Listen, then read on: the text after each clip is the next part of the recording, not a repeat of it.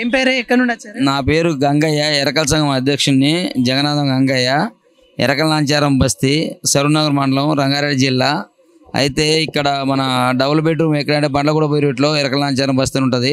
అక్కడ నిరుపేద ఎరకల వాళ్ళకే డబుల్ బెడ్రూమ్ అందలేదు. వాస్తవంగా అన్ని కులస్తులకి 288 ఉంటే 200 ఇండ్ల దాకా అన్ని కులస్తులకి ఇచ్చారు. ఇంకా 8 ఉన్నాయి. నిరుపేద ఎరకల వాళ్ళకి ఇవ్వాలని దీక్ష కూడా చేసినాం. కలెక్టర్కి రిపోర్ట్ చేసినాం. కలెక్టర్ గారు కూడా పంపించారు. ఎంఆర్ఓ ఆర్డీఓ కూడా పంచనామా చేసిరు. ఆ పంచనామా ప్రకారంగా వాళ్ళకి ఇవ్వాలని, మీరు మళ్ళీ అవసరమైతే రీపీటింగ్ మీరు పంచనామా చేసి కూడా మీరు నిరుపేదలకే అక్కడ ఉన్న డబుల్ బెడ్రూమ్ ఇవ్వాలని మేము కోరుతున్నాం. కాంగ్రెస్ ప్రభుత్వాన్ని కూడా మేము, ఎందుకంటే గుర్తు చేసుకుని కొత్త ప్రభుత్వం వచ్చింది, ఈ ప్రభుత్వంలో మాకు న్యాయం జరగాలని మేము కోరుకొని వచ్చి ఇక్కడ మేము దరఖాస్తు చేయడం జరిగింది.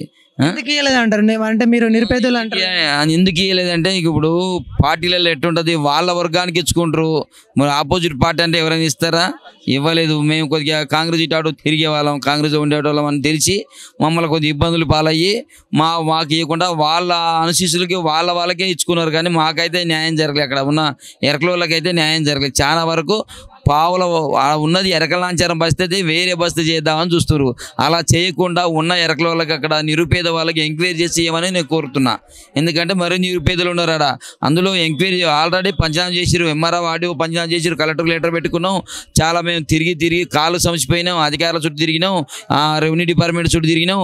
కాబట్టి ఇప్పుడు కొత్త ప్రభుత్వం వచ్చింది కాబట్టి కొత్త ప్రభుత్వం వల్ల మాకు న్యాయం జరగాలని మేము మా రేవంత్ రెడ్డి సీఎం గారు మేము దండం పెట్టి అడుక్కుంటున్నాం. ఇంతకు మంచి సంక్షేమ కార్యక్రమాలు ఏవైతే ఉన్నాయో, పథకాలు అయితే ఏవైతే ఉన్నాయో, ఇట్లా భేదాలు చూపించకుండా తీయాలి. అంటే నువ్వు కాంగ్రెస్ పార్టీ, బీఆర్ఎస్ పార్టీ అని ఏ భేదాలు వ్యత్యాసం చూడకుండా ఇవ్వాలి కదా. అలా వ్యత్యాసాలు చూపిస్తున్నారు అని అంటున్నారు కదా, ఎంతవరకు? ఇది కరెక్టే కదా. మేము అంతకుముందు ఏ పార్టీ అని చెప్పుకోలేదు. ఇప్పుడు పరిస్థితులు బట్టి మాట్లాడుకోవాల్సి వస్తుంది. కానీ మాకు పార్టీలు ముఖ్యం, పేదోళ్ళం, పేదరికంగా బతున్నాం. మాకు ఏ పార్టీ అయినా మాకు న్యాయం చేయమని కోరుకుంటున్నాం పార్టీని. కానీ మా పేదోళ్ళం కాబట్టి పేదరికంగా లేని వాళ్ళకి ఇండ్లు ఇవ్వమని కోరుతున్నాం. అంతకుమించి ఏమంటలేము. అక్కడ ఉన్న వాళ్ళ గుడిసెలు వేసుకున్న వాళ్ళ గుడిసెలు పీకేసి ఎక్కడెక్కడ తీసుకొచ్చి అక్కడ ఇస్తా అంటే అది ఎంతవరకు న్యాయం?